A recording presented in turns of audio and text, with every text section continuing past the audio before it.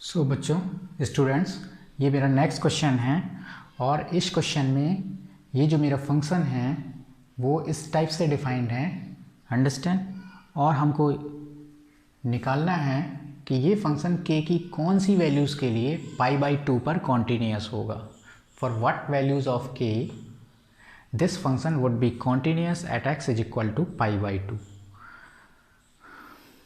k की कौन सी values के लिए ये π/2 पर कॉन्टीन्यूअस होगा। Okay, so for fx be continuous at x is equal to π/2। अगर fx को x इज इक्वल टू π/2 पे कॉन्टीन्यूअस होना है तो क्या होना चाहिए, right hand limit at π/2 is equal to left hand limit at π/2 is equal to value of the function at π/2। ये तीनों चीज़ें इक्वल होना चाहिए। तो हमने इन चीज़ों को इक्वल कर दिया। अब हम इनकी वैल्यूज़, इनके करस्पॉन्डिंग k की वैल्यू निकालेंगे। सो ये किसके इक्वल होगा, limit as tending to 0 f of π/2 plus h। ये लेफ्ट हैंड लिमिट है तो limit as tending to 0 f of π/2 minus h is equal to f of π/2। अब वैल्यूज पुट करते हैं। सो ये हो जाएगा limit as tending to 0 f of π/2 plus h। तो यहाँ पर x क्या है, π/2 प्लस h। π/2 में h ऐड हो गया, तो अगर π/2 में h ऐड हो जाएगा तो ये क्या हो जाएगा, π/2 से बड़ा हो जाएगा। और अगर π/2 से x बड़ा हो गया तो किस में आ गया, इसमें आ गया। x is not is equal to π/2। भाई π/2 से बड़ा है, इसका मतलब क्या है, x is not is equal to π/2। तो इसके करस्पॉन्डिंग वैल्यू निकालने के लिए हमको ये ब्रांच यूज करनी होगी। और ये क्या है, k cos x। x की जगह क्या रखना है, π/2 plus h upon pi minus 2x, pi minus 2x, x के प्लेस में π/2 प्लस h। ओके, फिर इधर आते हैं, लिमिट एज टेंडिंग टू 0 और यहाँ पर क्या है, f of π/2 minus h। Means अब की बार क्या हो गई, x की वैल्यू π/2 माइनस h हो गई। π/2 में से कुछ सब्ट्रैक्ट हो गया, तो अगर π/2 में से कुछ सब्ट्रैक्ट हो जाएगा तब भी ये value not is equal to π/2 हो जाएगी। तो चूंकि अभी भी ये नॉट इज इक्वल टू π/2 है तो फिर से यही वाली ब्रांच यूज होगी, k cos x। अब की बार x क्या लिखा जाएगा, π/2 minus h upon pi minus 2x, तो पाई माइनस 2x के प्लेस में π/2 minus h is equal to value of the function at exactly π/2। तो जब x की वैल्यू एग्जैक्टली π/2 है तो वैल्यू ऑफ द फंक्शन 3 है। अब यहाँ पे हमें निकालना क्या है, हमको k की वैल्यू निकालनी है। तो हम क्या करें, एक, क्योंकि ये 3 एक्सप्रेशंस हैं और हमें k ही तो निकालना है, तो हम एक एक्सप्रेशन k वाला ले लें, मतलब ये वाला ले लें, या फिर ये वाला ले लें, और एक इसको ले लें, मतलब इसको तो हम कंसीडर करें ही करें। इन दोनों में से कोई एक कंसीडर कर लें, क्योंकि k एक ही अननोन तो है, तो k की वैल्यू एक ही इक्वेशन से निकल आएगी। ये तो एक्चुअल में 2 इक्वेशंस लिखे हुए हैं, तो हमें एक ही अननोन तो निकालना है k।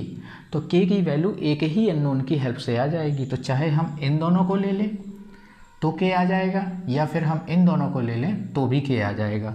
तो हम करते क्या हैं, इस वाले टर्म को और इस वाली साइड इन दोनों को ले लेते हैं, तो k की वैल्यू मेरी निकल के आ जाएगी। इसको लेने का कोई मतलब नहीं है, कोई फ़ायदा नहीं है। या फिर आप इन्हीं दोनों को ले लो, मीन्स कोई भी 2 ले लेना है, इन दोनों को या फिर इन दोनों को। इसको तो लेना ही लेना है क्योंकि ये 3 हमारी सबसे छोटी वैल्यू है, कांस्टेंट वैल्यू है। इन दोनों में से कोई एक ले लेना है, तो मैं इसको ले लेता हूँ, ठीक है। तो इसी को सॉल्व करते हैं। h टेंडिंग टू 0 इसमें रखना है, क्या रखना है, h टेंडिंग टू 0। तो अगर हमने यहाँ पर अभी h टेंडिंग टू 0 रख दिया तो इसमें हमको दिख रहा होगा 0/0 आता होगा। अगर हमने अभी इसमें h टेंडिंग टू 0 रख दिया तो हमें इसमें 0/0 का फॉर्म मिलता दिख रहा है। तो यहाँ पर हम अभी 0 नहीं रख सकते हैं, पहले हमें कुछ ऐसा करना होगा कि जिसकी वजह से 0/0 आ रहा है वो ना आ पाए। ठीक है। तो हम करते क्या हैं, अभी यहाँ पे लिमिट नहीं पुट करते, अभी तो हम इसको थोड़ा और सॉल्व करने का प्रयास करते हैं। लिमिट एज टेंडिंग टू 0 के, और ये cos 90 प्लस थीटा क्या हो जाता है, साइन थीटा हो जाता है। तो साइन h अपॉन नीचे क्या है पाई, इस 2 का अंदर मल्टीप्लाई करेंगे तो ये हो जाएगा -2 का मल्टीप्लाई इसमें होगा तो माइनस पाई, और -2 का मल्टीप्लाई h में होगा तो -2h। ओके, और इज इक्वल टू में 3, क्योंकि मैं इसको ले रहा हूँ ना, इसको एंड इसको। यहाँ तक बात समझ में आ गई। तो देखिए यहाँ पाई एंड पाई तो कैंसिल हो गया। अब मेरे पास जो न्यू एक्सप्रेशन आया वो ये आया कि लिमिट एज टेंडिंग टू 0 और के साइन h अपॉन डिनोमिनेटर में -2h और इज इक्वल टू 3।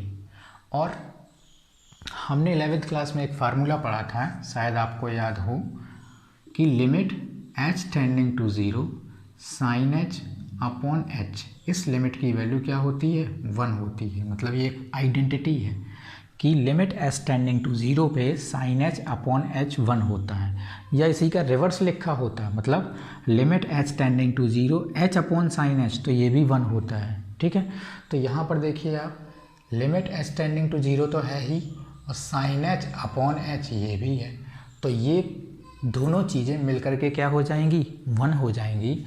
तो मेरे पास क्या बचेगा, k upon -2 is equal to 3, not 6, sorry this is 3 है ये। सो अब इसमें k की वैल्यू चाहिए तो क्रॉस मल्टीप्लाई कर दो, तो k इज इक्वल टू आ जाएगा -6, और यही मेरा आंसर हो गया।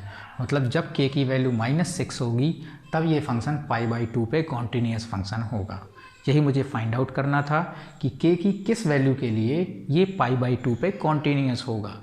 तो जब k -6 होगा तब ये मेरा फंक्शन π/2 पे कॉन्टीन्यूअस फंक्शन होगा। अंडरस्टैंड? सो ये भी बहुत इंपॉर्टेंट क्वेश्चन है।